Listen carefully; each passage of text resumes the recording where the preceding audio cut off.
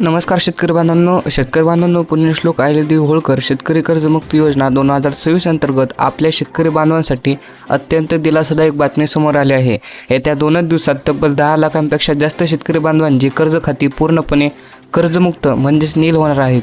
नेमके कोणाचे पैसे जमा होणार, नवीन यादी कधी येणार आणि OTS योजनेचे काय अपडेट आहे, हे सर्व आज आपण अगदी सोप्या भाषेत समजून घेणार आहोत।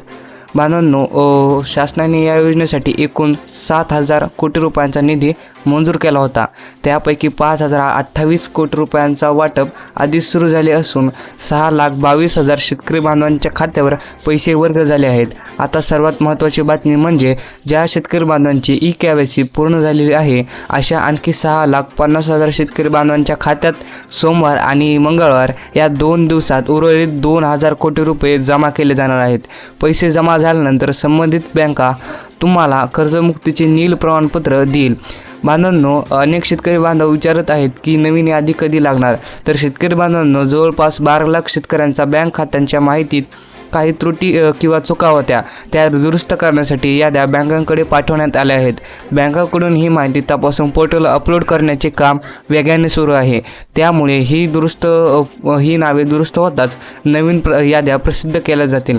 ज्या शेतकरी बांधवांचे कर्ज OTS म्हणजेच एकवेळ समझोता योजनेमध्ये येते अशा 3,69,000 शेतकऱ्यांची यादी सहकार विभागाकडून लवकरच जाहीर केली जाणार आहे। जर तुमचे नाव OTS योजनेत असेल तर तुम्ही आताच तुमच्या बँकेत जाऊन संमती भरून घ्या आणि आपला हिस्सा भरण्याची तयारी ठेवा, जेणेकरून यादी येताच तुमची KYC तातडीने पूर्ण होईल। तर शेतकरी बांधवांनो, जर तुमची KYC पूर्ण असेल तर येत्या 2 दिवसात तुमचे बँक खाते तपासा आणि बँकेकडून नील प्रमाणपत्र नक्की मिळवा। ही